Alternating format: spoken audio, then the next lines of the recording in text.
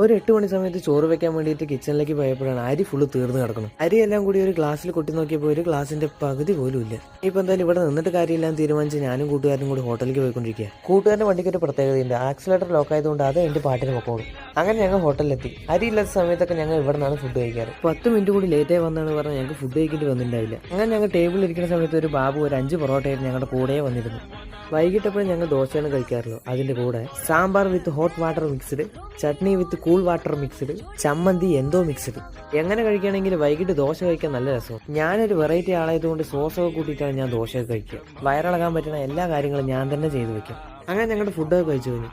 ഞാൻ എവിടെ പോയിട്ട് എന്ത് വാരി വലിച്ച് കഴിച്ചാലോ അതിനെല്ലാം പേ ചെയ്യുന്നത് എൻ്റെ കൂട്ടുകാരൻ തന്നെ ആയിരിക്കും. ഞാനത് പിന്നീട് അയച്ചു കൊടുക്കാറുണ്ട്. ഇങ്ങനെ നിങ്ങൾ കഴിക്കുന്ന ഫുഡിനെല്ലാം പൈസ കൊടുക്കുന്ന കൂട്ടുകാരൻ നിങ്ങൾക്കുണ്ടെങ്കിൽ നിങ്ങൾ ഈ വീഡിയോ അയച്ചു കൊടുത്തിട്ട് പറയണം, നീ ഉയർ മച്ചാ.